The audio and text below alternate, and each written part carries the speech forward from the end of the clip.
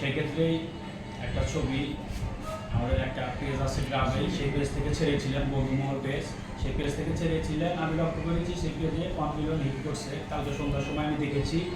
সেক্ষেত্রে ওখান থেকেই আওয়ামী লীগের দোসররা ছবিটা কালেক্ট করে তাদের নিজ দলীয় নাম দিয়ে চালিয়ে দিয়েছে। কি চালিয়েছে? যে আমি নিহত হয়ে গেছি, আমি আওয়ামী লীগের একজন কর্মী, বা আমার ছবি দিয়ে অন্য একজনের নাম ব্যবহার করেছে। মূল ঘটনা কি বলেন তো? মূল ঘটনা হলো, মূলত জুলাই আমরা আন্দোলন করেছি, কিন্তু বৈষম্য বিরোধী ছাত্র আন্দোলনে 4 আগস্ট আমরা কামারখন্দ থানায় আন্দোলন করেছি। আন্দোলনে অমিত ভাই, সাকিব মামা এবং সজিত ভাই, সাগর ভাই সহ হুজাইফা সম্রাট গাফির ভাই এর নেতৃত্বে আমরা আন্দোলনের দিকে অগ্রসর হই। সেক্ষেত্রে 4 আগস্ট আওয়ামী লীগের দোসরদের হাতে জামতল পূর্ব বাজারে আমি আহত হই। তৎক্ষণাৎ আমি চিকিৎসার জন্য খোকন মেমোরিয়াল হসপিটালে যাই। আমার সাথে ছিলেন আমার বড় ভাই ইকবাল হাসান, উনি আমাকে হসপিটালে নিয়ে যায়, ট্রিটমেন্ট করে প্রাথমিক সময় আমি বাড়িতে ফিরে আসি। তো সেই সময় এই ভিডিওটা করেছিলেন হয়তোবা কোনো এক সাংবাদিক ভাই, সেই ক্ষেত্রে আসলে ভিডিওটা আপনার ছিলেন। তো অনেকদিন পরে ভিডিওটা আমার বড় ভাই সাগর সরকার এবং বন্ধুমহল পেজ থেকে ছাড়া হয়েছে।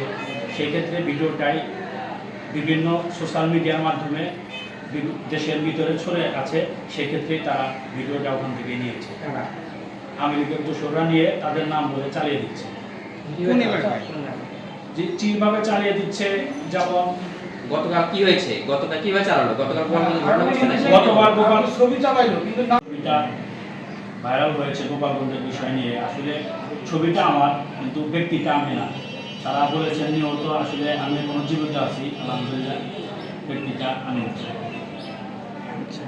চাই। অবশ্যই আমার যারা নেতাকর্মী আছেন, আমার যারা বড় ভাইরা আছেন, যেমন আমাদের বৈষম্য বিরোধী ছাত্র আন্দোলন সিরাজগঞ্জ জেলার যারা আছেন, মাহবুবুর আলম, সাকিব মামা, নাহিদ ভাই আছেন এবং মুমিত ভাই আছেন, মাসুদ আলী ওসমান ভাই আছেন, সাগর ভাই আছেন এবং আমার 14 বড় ভাই হুজাইফা সম্রাট যিনি আছেন কেন্দ্রীয় পর্যায়ে, ভাইয়ের কাছে এবং সবার কাছে আমার দাবি, এটার বিরুদ্ধে তীব্র নিন্দা জানায় যে ওটা একজন জীবিত মানুষকে তারা মৃত ঘোষণা করে দিয়েছে। সেক্ষেত্রে সবাই যাতে একটা ব্যবস্থা নেয়।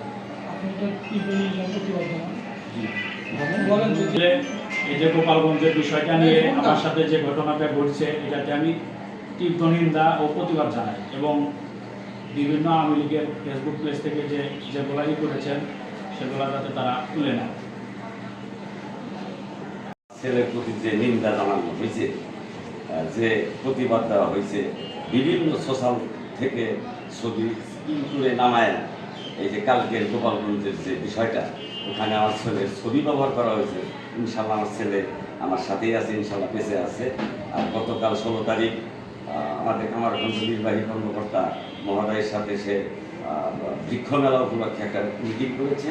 সেই মিটিং থেকে যাওয়ার পরে আবার কৃষি সম্প্রসারণ অধিদপ্তর থেকে ওনাকে ডাকা হয়েছিল, উনি তাদের সাথে কথা বলছে।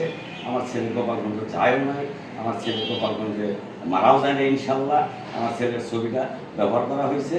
এর জন্য প্রধান উপদেষ্টা মহোদয়ের কাছে আমি করজোরে এর প্রতিবাদ জানাচ্ছি, আমি যেন ন্যায্য বিচারটা পাই।